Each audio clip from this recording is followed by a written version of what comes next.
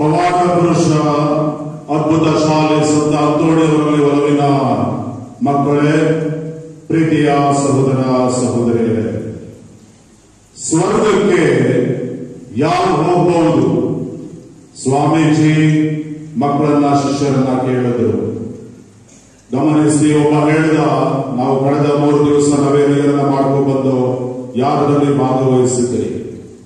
ಯಾರು ದೇವರನ್ನ ಅರಿತಾರೆ ಸ್ವಾಮೀಜಿ ಅವರು ಸ್ವರ್ಗಕ್ಕೆ ಹೋಗಬಹುದು. ಯಾರು ಪರರ ಸೇವೆಯನ್ನ ಮಾಡ್ತಾರೆ ಸ್ವರ್ಗಕ್ಕೆ ಹೋಗಬಹುದು.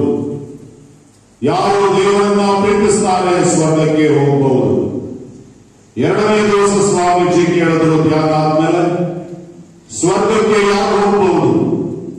ಶಿಷ್ಯರು ಮತ್ತೆ ಹೇಳಿದ್ರು, ಸ್ವಾಮೀಜಿ ಯಾರು ಅನುದಿನ ಪ್ರಾರ್ಥನೆ ಮಾಡ್ತಾರೆ ಅವರು ಸ್ವರ್ಗಕ್ಕೆ ಹೋಗಬಹುದು. ಯಾರು ತಮ್ಮ ತಮ್ಮ ಧರ್ಮಗಳ ಗ್ರಂಥವನ್ನ ಅಧ್ಯಯನ ಮಾಡ್ತಾರೆ, ಓದ್ತಾರೆ ಆಳವಾಗಿ, ಅವರು ಸ್ವರ್ಗಕ್ಕೆ ಹೋಗಬಹುದು. ಯಾರು ಆಯಾಯ ಧರ್ಮಗಳ ಪೂಜಾ ವಿಧಿವಿಧಾನಗಳನ್ನ, ಬಲಿಪೂಜೆಗಳನ್ನ ಭಯಭಕ್ತಿ ಪೂರ್ವಕವಾಗಿ ನೆರವೇರಿಸ್ತಾರೆ, ಅವರು ಸ್ವರ್ಗಕ್ಕೆ ಹೋಗಬಹುದು. ಸ್ವಾಮೀಜಿ 3ನೇ ದಿವಸ ಕೇಳಿದ್ರು. 3ನೇ ದಿವಸ ಧ್ಯಾನ ಆದ್ಮೇಲೆ ಸ್ವರ್ಗಕ್ಕೆ ಯಾರು ಹೋಗಬಹುದು?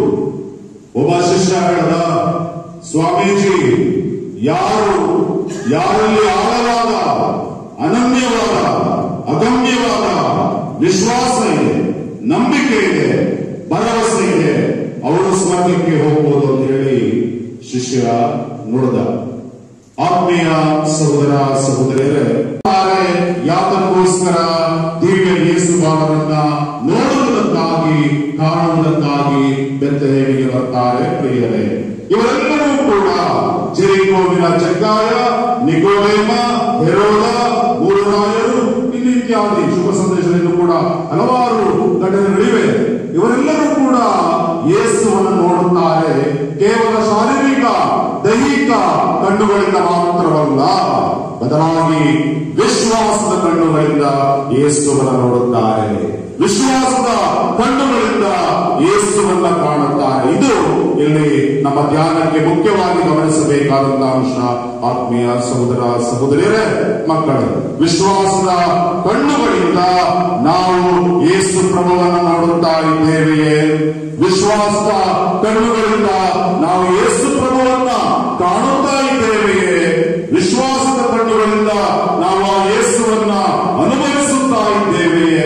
ಕಾರಣ ನಾವು ಕ್ರೈಸ್ತರು, ಕ್ರಿಸ್ತನ ಅನುಯಾಯಿಗಳು, ಆತನ ಹಿಂಬಾಲಕರು. ಅದಕ್ಕೆ ಹೇಳುತ್ತೆ ವೇದ ಗ್ರಂಥ, ಧರ್ಮ ಗ್ರಂಥ, ಆತನೇ ನಮ್ಮ ಮೇಷಪಾಲಕ, ಆತನೇ ಮೇಯಿಸುವ ಕುರಿಗಳು ನಾವು ಅಂದ ಮೇಲೆ ಆತನೇ ನಮ್ಮ ಬದುಕಿನ ಗುರು ಮತ್ತು ಗುರಿ ಯಾಗುವುದರಿಂದ, ಆತನೇ ನಮ್ಮ ಬದುಕಿನ ಒಡನಾಡಿ ಮತ್ತು ಜೀವನಾಡಿ ಆಗಿರುವುದರಿಂದ ನಾವು ಯೇಸು ಪ್ರಭುವನ್ನ ವಿಶ್ವಾಸ ಕಣ್ಣುಗಳಿಂದ ಕಾಣುತ್ತಾ ಇದ್ದೇವೆಯೇ ಎಂಬುದನ್ನ ನಮ್ಮನ್ನೇ ನಾವು ಪ್ರಶ್ನಿಸಿ ನೋಡಿಕೊಳ್ಳಬೇಕು. ಆತ್ಮಾವಲೋಕನ ಮಾಡಿಕೊಳ್ಳುವಂತಹ ಈ ಸುಸಂದರ್ಭ ಸಂತ ಅಂತೋಣಿಯವರ ನಮ್ಮ ಧರ್ಮ ಕೇಂದ್ರದ ಮಹೋತ್ಸವ. ಹೌದು ಆತ್ಮೀಯರೇ, ಸಂತ ಅಂತೋಣಿಯವರು ದೇವರ ದೃಷ್ಟಿಯಲ್ಲಿ ಯಾವುದು ಉನ್ನತ, ಯಾವುದು ಉತ್ತಮ, ಯಾವುದು ಉತ್ಕೃಷ್ಟ ಎಂಬುದನ್ನ ಆರಿಸಿಕೊಂಡರು. ಸಂತ ಅಂತೋಣಿಯವರು ಮಾತ್ರವಲ್ಲ, ಸಂತ ಸೆಬಾಸ್ಟಿಯನ್ ಇವರು ಕೂಡ ಈ ಅಂಶಗಳನ್ನು ತನ್ನ ಜೀವನದಲ್ಲಿ ಪಾಲಿಸಿ ಮುನ್ನಡೆದರು. ಅದರಂತೆ ನಡೆದರು. ಪ್ರಭುವನ್ನ ವಿಶ್ವಾಸದ ಕಣ್ಣುಗಳಿಂದ ಕಂಡದ್ದು, ಅವರ ಮಾತುಗಳನ್ನ ಆಲಿಸಿದರು ಹಾಗೂ ಪ್ರಭುವಿನಿಂದ ಕಲಿತರು. ಈ 3 ಸದ್ಗುಣಗಳು ನಮ್ಮದಾಗಲಿ. ಸಂತ ಅಂತೋಣಿಯವರು, ಸಂತ ಸೆಬಾಸ್ಟಿಯನ್ ರವರ ಆದರ್ಶ ಪ್ರೇರಣೆ ನಮಗಾಗಲಿ. ಹಾಗಾಗಿ ಸಂತ ಅಂತೋಣಿಯವರು ಹೇಳ್ತಾರೆ, ನಮಗೆ ನಾವು ಈ ಗುಣಗಳನ್ನ, ಸದ್ಗುಣಗಳನ್ನ, ಈ ಲಕ್ಷಣಗಳನ್ನ ಕಳೆದುಕೊಂಡಿದ್ದಲ್ಲಿ ಅದಕ್ಕಾಗಿ ನಾವು ಬೇಡೋಣ. ಅಂತೋಣಿಯವರೇ, ಇದನ್ನು ನಾವು ಕಳೆದುಕೊಂಡಿದ್ದೇವೆ. ನಮ್ಮ ಕುಟುಂಬಗಳಿಗೆ, ನಮ್ಮ ಧರ್ಮ ಕೇಂದ್ರಕ್ಕೆ, ನಮ್ಮ ಸಮುದಾಯಕ್ಕೆ, ನನ್ನ ವೈಯಕ್ತಿಕ ಬದುಕಿಗೆ ಇದನ್ನ ಹುಡುಕಿ ಕೊಡಿ, ಮತ್ತೊಮ್ಮೆ ಇದನ್ನು ದಯಪಾಲಿಸಿ ಅಂತ ಹೇಳಿ ನಾವು ಸಂತ ಅಂತೋಣಿಯವರು ಮತ್ತು ಸೆಬಾಸ್ಟಿಯನ್ ಇವರಲ್ಲಿ ಭಿನ್ನಯಿಸೋಣ.